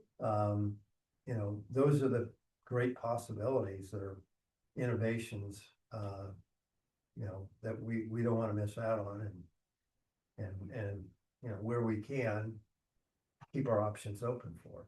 Okay. So I'm proposing that at least two of those we would move up, maybe all three of them, because they're high impact, Okay. high effort, but high impact. So that would expand the list of targeted ones to 8 from 5. 3 of those move up. Yeah. Like I said, I would be perfectly willing to take a stab at tuning the wording a little bit. It wouldn't be much, but I think especially those first two need some tuning just to bring them up to date on where we stand now. I have a few comments on that last column. I'd be happy to share them with you and you guys could take a look at them. But it seems to me then we would have our target. I mean, we would have our recommendation coming out of this group with input by staff that then could potentially be put in front of the council and with the explanation, this has gotten input from, it reflects the cap, it reflects the roadmap, it reflects the strategy. It's brought up to date on political and legal realities. Right. Do you bless it? Use your term. Do you bless it as these are our priorities for the next year, 2 years, whatever it is? And that this is what we're going to focus on, and this is what we're going to report on. Like it? Because these are the high impact items. Yeah. And the one other thing I would say about this sheet, and it goes back to that red, yellow, green, is I think there should be an indication on here that is that red, yellow, green. Okay. If it only has 8 items, it's short enough the council members can read all 8 of them. But still, it's good, if staff's gonna periodically look at these and say, or the CAF's gonna periodically and in discussion with staff and say, how are we doing on these? you know? And if something is lagging, you know, if it's getting a red mark, why, then you have to ask the question, why is it getting the red mark? And what, if anything, can the council or the community do to try and get that, you know, back up there? And that's complete in progress roadblock, that's the red, yellow, green is, I'm not remember on the summary page what the red, yellow, green is. So it's basically green is on track. On track. Doesn't mean okay. it's done. Right. It's just, we're on track to get this done Mhm. in the time frame identified. Mhm. Yellow means it's going okay, but there, you know, some challenges. Red Mhm. means it's not doing well. It Okay. it needs something. It needs more attention. It needs more resources. It needs something. Mhm. And that's then, I think, a fair question for the council. You know, if it's something it's primarily a staff effort and staff says, we really have no budget to do this. And we've decided, you know, it looks like it's gonna take $10,000. Council, you're gonna approve $10,000, or we need to retain somebody, or, you know, whatever the recommendation from staff might be. Or if it's something that's more of a community-wide thing, you know, maybe it's this group saying, you know, it could be something just exactly like getting that climate corner. I mean, that came out of this group. Mhm. There were occasionally climate items in the manager's report before that. But this group recommended, let's have a section in there that focuses on that. And all of a sudden, instead of being an occasional one item, all of a sudden it's a regular feature and it's got, you know, 5 or 6 items in it. I mean, it all of a sudden had a whole bunch of content. That somebody in staff had to take the extra time to gather the content, develop that thing, put it in. I think if you're gonna use the red, yellow, green, I wouldn't even color code the high impact and low effort. It almost. Yeah, that one should go away. It's Yeah. confusing. Yeah. Yeah, So what we would do maybe is just the row itself would be red, yellow, or green. Right? That'd be hard to read. I would Okay. recommend just another column that's just a color column. Okay. well, the other thing is that I kind of hear David advocating one table's for high impact and one's for low impact. So you almost don't need that column if you're gonna say, these are all the items we said are high impact. And we put them in, because you were saying move up to 3, right? Yeah, So yeah, all the yeah. high impact are gonna end up. I just don't think, under the Table. circumstances, why work on low impact items? No, it makes sense, right? We need Yeah, to I do as much suppose, as we you possibly know, if you can. like a lot of check marks, you know, yeah, we did that, we did that, we did that. And that would still be on the overall cap. Well, I was working on a totally unrelated thing today where we do keep a list of goals that we probably aren't gonna work on. And it's always valuable. So having Yeah. the low impact list is still valuable. Yeah. Because you never know when that low impact item is suddenly in front of you and somebody's offered to solve the problem for you, so you might as well Yeah. get it done, yeah, right? For sure. So you want the list to exist, but it almost sounds like you don't need that column. You just would have one table's the high impact, one lesser impact. I'd call it lesser impact. Yeah. And then you could have the column that says staff has assessed how much, because I thought the exercise was Shannon had our whole staff, how much staff effort is required to make this happen. Right. Yeah. And that is something we do need to make sure we're clear on, is that the low impact and the effort and the impact are designated by staff. Right? They've determined, they were the ones who put the qualifiers. And we were asked I remember when Shannon asked all the departments to work on it, it was in the context of the cap. But so the other documents, we were never asked to assess any of these goals in light of the 2 electrification documents that came out. Right. So we might need to also go back and reassess and say, actually, that goal will help us achieve item 6 in the EV acceleration plan that we did. I don't know if that's true. I'd have to go read them more carefully. I definitely would like to, and I have not done this yet because Mhm. we've been kind of moving along in this.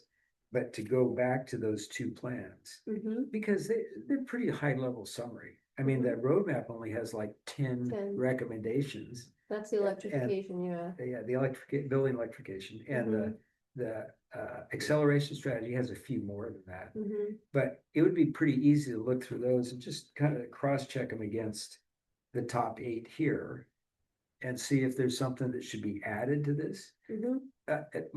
In fact, my recollection, especially on the roadmap, because I was closer to that, its development, is that among the 10 or so recommendations in there, they kind of assign who can make those happen. And some of them are like city staff Mhm. assigned, and some of them are, community groups, so, but I would be willing at this point to take a look at those two against this list of 8 Okay, and see, is there some really big thing in there that isn't reflected in here? okay. I'm guessing they're mostly covered. But I'd be willing to take a look and maybe look back with you then, or Sarah with you. Maybe I work with Sarah on that and she feeds it through you. Maybe that's the way to do that. But with the idea of coming up with a consolidated list to go to the council early next year. I don't think we're gonna solve it tonight. Yeah, I can work with you on that, David. I Yeah. think, so if we're all in agreement, what we'd like to do is focus on the high impact items. Regardless of low effort or high effort. And so that leaves us with 8. Now, you all have certainly sort of said, forget the yellow school bus one.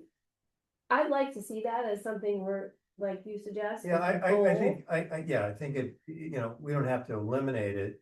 I mean, again, the general public would love to get rid of, All the traffic. all the traffic, Mhm. yeah. Mhm. And so, it's like, it should be out there as a goal. And a priority. And I think that, it's not that far off that I think it's gonna become a priority for the whole state. Mhm. And I think there's really, continually we're seeing advancements in, the cost effectiveness of electric vehicles. And, essentially, I just think that it's coming, and wherever we can, help prepare or, facilitate. It's not like we're expecting to come up with all the money from the city, something like that, or even the school district, but it's just a big, it's a big solution, not just in terms of carbon, but in terms of traffic in this community. And it would likely, to your point as well, overlap with the microgrid. And potentially using, that those two are sort of intricately related. Yeah, I mean, again, I think just the fact that people are aware that we have this reality right here in our county, that they're gonna be siting the solar over where they park the yellow buses Mhm. in the town of Tamales. Mhm. And that's where they're also gonna have the charging Mhm. infrastructure and so forth. It's, it's just it's a great image to think about and shoot for. Excellent. It's Tamales is where they're doing it? Down at Tamales, yeah, Okay. and we're working with the Shoreline School District on it, and they're really, excited about it. Okay. That's great. Yeah, and it's gonna extend the life of the buses too, the buses that they have, having them shaded under solar canopies, is a good thing from that standpoint too. Lead on that project. Who's the lead? Well, it's kind of been a combination of Clean Coalition and kind of a coalition that we put together in West Marin, which involves the school district and the fire department and CLAM that's been involved. So lots of volunteers. Yeah, but not that much time, but just, it's like we've gotten good letters of support from West Marin Senior Services. Not a lot of time, but it really makes a difference having that. Excellent. Okay. So I think we have our next steps with regards to this. We're gonna do some cross-referencing and fine-tuning and updating the language for the top 8 that we're gonna move in, and then we're gonna work on building a resolution to submit to council, for blessing. And then of course, we need to discuss a timeline if we wanna just have it as an annual goal. This whole planning to get to where we are right now, right, we started in February, it's almost been it's gonna be, our next CAP meeting is in February. It's gonna be a year to get us just here. So my inclination is to look at a 2-year plan. And then to your point, new things are gonna come up, we'll need to revisit it. And have sort of, maybe it be like a 6-month revisit. And potentially refine or adjust or incorporate new areas of opportunity or new things that are happening at a county level that we want to make sure we're participating in. Thoughts? Well, one thought that comes to mind for me is certainly to get this in front of the council. So I'm thinking you and I can work, but then I think whatever we produce then needs to go to staff. Just have to take a look at it. Probably then comes back to this group for a final, did we get it right? Mm-hmm. And then it can go to council. So it could even be, I'm thinking about the February CAF meeting. Okay, So maybe that's the final check off with CAF, and then it goes to the council in late February or March, something like that. Just kind of a time frame. okay, I personally, I think it could be a year plan or a 2-year plan. I don't think it matters much, but we may want to put some targets in here. Of what time frame we're trying to get individual items done. Hmm. And that was always part of the CAP, mhm, because there it wasn't high priority, low priority, it was near term, midterm, Mhm. long term. Mhm. It was like, when are we gonna get this stuff done? mhm. So there's probably an aspect of this. And maybe in just thinking about reporting, this is probably something that maybe every CAF meeting, every 2 months, we take a look. Okay, we have these 8 items or whatever the final number is.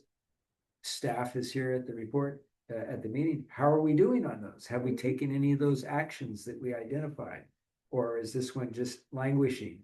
No, I mean, I'm presuming that will be the replacement of what we're doing now, right? We'll have this Right, done, Right. and so then it will be a reporting and what can we do to help? Right. Let's brainstorm. Who do we need to get involved? I think so. And then whatever the right frequency for report outs to the council, you're reporting out of the CAF every other month, Mhm, right? mhm. So it could even be that. Actually, we've changed that, so I'm gonna report to council meeting following Right, but it's still gonna be every other month. that we meet. It's just closer to the CAF meeting. It's not the in-between months, but since No. CAF meets every other month, your report out will still be every other month. Oh, see, I see what you're saying, but no, but the idea was that my report will be to council what CAP is recommending for, in terms of action. The meeting following our CAF meeting, and then the following month will be staff reporting out on progress Oh, okay. that we're making. Okay, got it. Yeah, Got it. that was what Shannon and I discussed, and she thought Okay. that made Well, there's sense. the report out. Yeah, So it's every other month. but But that's- still, that this is seems a working okay. group, right? So this is where we're hopefully figuring out how can we solve or strategize to overcome hurdles Right. or barriers that we're running into. Right. What can we do in the community to help? What, coming up with innovative ideas to help streamline process, if that is what's happening, but people who are engaged and looking for an opportunity to help and move this forward. So I want to mention one other thing here, something that you said, Dan. And I think it's a good point to recognize is staff can only do so much stuff. I mean, that was kind of what you said. Same thing with us. Right.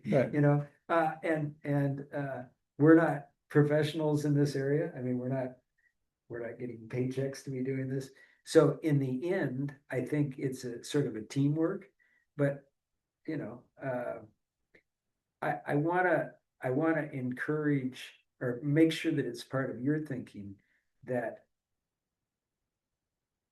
although in terms of directing people to do stuff, the city can only direct its own employees to do stuff, right? We totally get that. Mhm. But the city does have a lot of influence on the thinking of the people in Larkspur.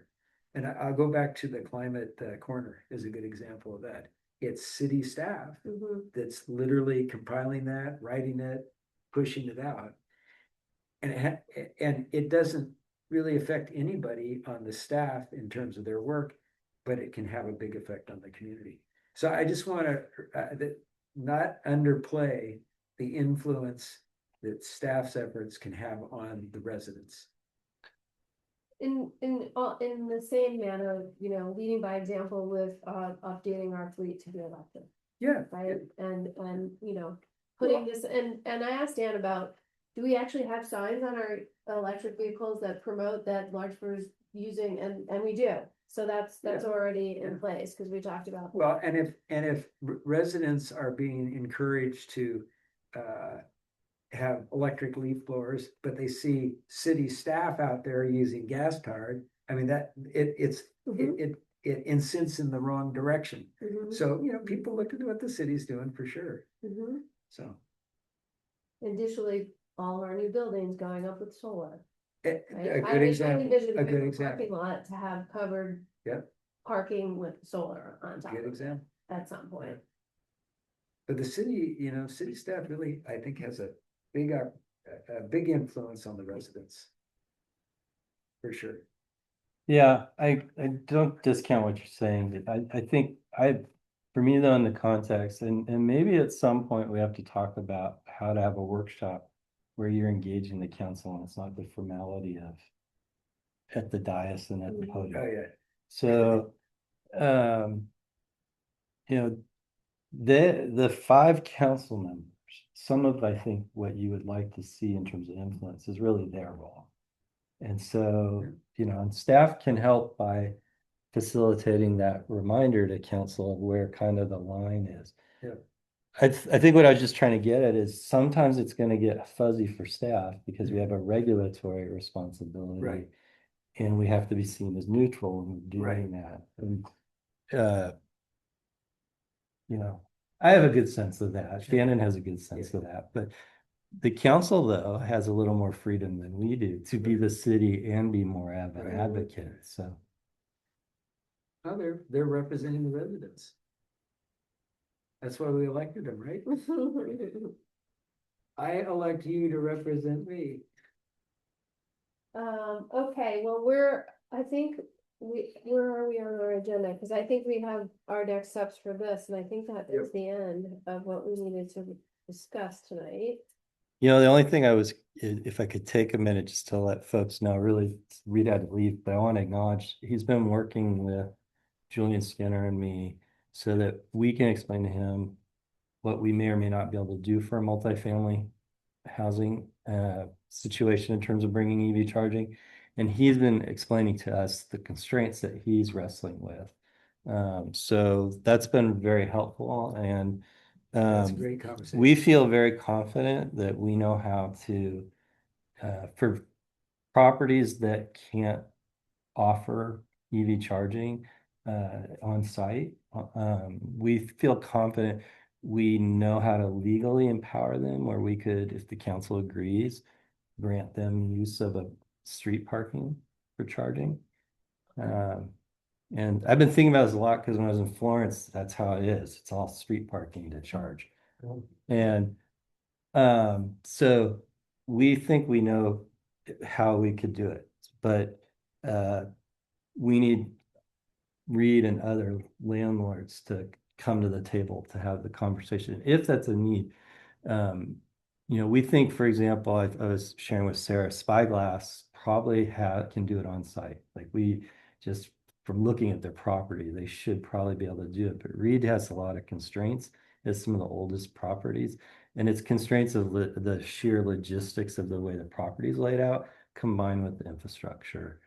The big challenge in all of this is that we know the conduit under the ground is probably not sufficient for some of what we would need to do. So then we get into the financing questions with PG&E. As much as we like to bash PG&E, in fairness to them, they're trying to figure all this stuff out. Right. I've shared with Sarah, we're gonna be a guinea pig with a few other agencies on a program. And this is a classic PG&E thing.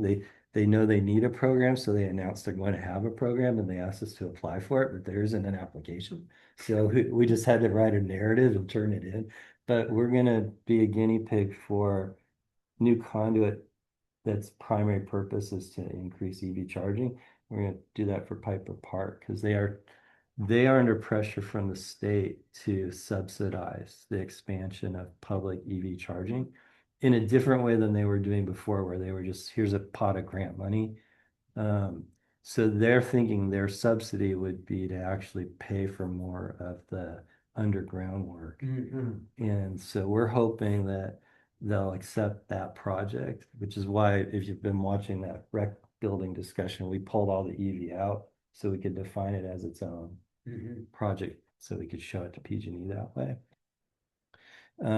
So similarly, though, one of the things we suspect is where a lot of our multifamily is concentrated, probably there's going to need some infrastructure improvements. And we've been learning in our single family home neighborhoods that PG&E's new policy, or maybe it's always been that way, but it's relevant now, is you all own single family homes on the same street. David's decided he needs a lot more power than you two need. You're like happy. So they say to David, well, unfortunately, what you want is more than a transformer can deliver. We'll put a new transformer in, but you have to pay the full cost. And then down the road, when Robin needs more power, we'll give you credits as we bill her to catch up. So how badly do you want that power, Wow. right? We've actually had 3 homes pay very high amounts of money because they really did want. These are houses that want 400 amp panels, Yeah. so they're putting a lot of electricity into their homes. But that's how we learned that this is now their policy. So for Reed, the problem is, should one landlord bear all that? Or could we figure out a way to work collaboratively to do it? And we think we have some potential options where, again, the city could come in. Maybe we could help facilitate some financing for them. They'd be responsible for it, but we could make it happen. So what you What is just, that on bill financing thing? Where, So that's one of the things, but if PG&E is going to stick to their guns about a lot of this upfront financing for multifamily, which are effectively commercial properties, we could potentially form one of several types of financing districts, and then they could collaboratively agree they're going to pay for some sort of debt over 30 years on their property tax, for example. And we could make that happen for them, right? That's what we just did effectively for the Larkspur Marina neighborhood to improve the bulkhead of their lagoon. Yeah. You know, we put a government shell on top of a private Right. operation so they could get debt financing on their property bill. There's no reason we couldn't do that for the single family. so what you area. just. Or, I'm described, sorry, I think it's a multifamily. perfect example of an action that should be on that list of top actions. And it would be worded something like this, and there probably isn't an action already in the cap that's exactly like this, but it would be look for opportunities to collaborate with other parties to ultimately result in additional EV parking focused especially at multifamily housing. See, that what I just said, talk about high value, super high value, and you're doing it. So I'm saying, let's get it on the Well, list. You're getting and this credit. was the discussion she and I had though, and that's why I think maybe doing a separate document's Oh, I see what you're better. saying. It's hard to put everything I just said Yeah. into the cap because the cap has Yeah, no it's not the vision cap, of But this. it could be in this list. The It's cap private. says accommodate Well, and instead of. Yeah, you know, exactly. but so even the cap- also Yeah. the county's EV plan didn't contemplate what I'm talking about. This Let's say it again. the offsite on-street ideas. We hadn't even thought of that until the Green Break Boardwalk approached the county and the city about a pilot program to do it. Right. But so even the And is county, that happening? That's. it fell apart because of the Boardwalk folks, they thought they had a grant and it didn't come through. So I think they're still looking for money. But basically, it's the same thing. They asked if they could have 2 of our parking spots. Weirdly enough, most of the infrastructure is in the county, but the parking spots would be in the city because the jurisdictions are weird Yeah, out yeah, there. yeah. And then the residents were trying to figure out how they could finance the cost. So one of the things we told them is most of the companies actually are now looking for projects. So that, we work with ChargePoint a lot, and they're now offering multifamily grants because they want to get credit on Yeah. lists, right? Is it going to fully defray it? No, but for the Green Bay Boardwalk, it might actually be a meaningful amount of money. Reed's problem that is just also not only the PG&E, but it slopes everywhere. So when you start really getting into this, it suddenly gets very complicated. MCE, what about them being an ally on that? So maybe they seem to step back a bit from these types of programs. They've focused much on much larger scale operations. They also seem to pivoted hard into buildings and away from, they were doing a lot of simple EV charging installations, but they seem to have moved a little bit in another direction. So I can pivot back and see where they are. Yeah, Right. yeah, well, there's a lot of things kind of, there's been a little bit of shakeup at MCE. Yes, there has. And there's, in particular, there's like Marine Conservation League really pressing them for more community oriented, projects. And they are effectively a democratically governed entity. I mean, they're governed by, Elected officials. yeah, elected officials. And, but they, as you well know, they grew so much that they got such a huge board that the board wasn't really managing.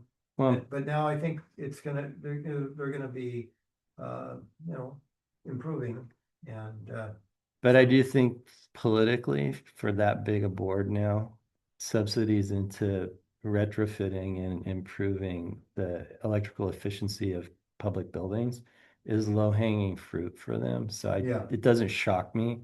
yeah, That's where they're putting their energy. yeah, Yeah. So, electrifying public buildings. yeah, that seems to be their favorite subsidy of the moment. And it makes sense to me. Probably if I worked for them, Yeah. that's what I would advocate because Mhm. it would appeal to that board, which is a huge board covering it. Yeah, absolutely. And it would generate high profile wins, Yeah. right? I think one of the problems they had, because for a while they were very much subsidizing EV charging, and I think they made 2 mistakes. They were very, very small projects, so they Right. don't capture people's enthusiasm. And then also they were doing business on the subsidies with a lot of the fly-by-night trying to startups in the EV market. Yeah, So they've actually got several sites that are dead because Yeah. there's no software running those chargers because the Yeah. company's on them. yeah, It's one reason I told the council, we keep sticking with ChargePoint, even though they're a pain in the butt, because I know they're not going anywhere. yeah, sure, So, Interesting stuff. yeah. Maybe at some point Tesla will start, selling their chargers to just have another revenue stream to. I think long-term, that's more profitable for them. So yes, and I think as more cars adopt their standard, Yeah. then they'll become a more viable option. They haven't been as aggressive in the level 2 market, but maybe they will. So Good stuff. Thank Yeah. you guys for coming out. I'll be interested to see Thank the you. rest of the stuff you guys are working on. That's a good example of it.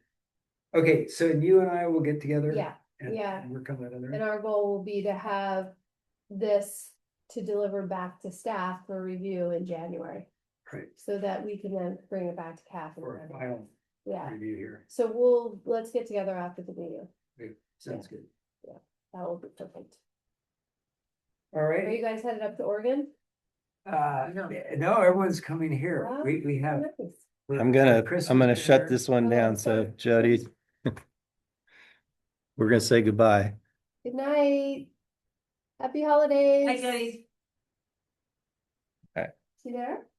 I think she's doing something else, so. No, just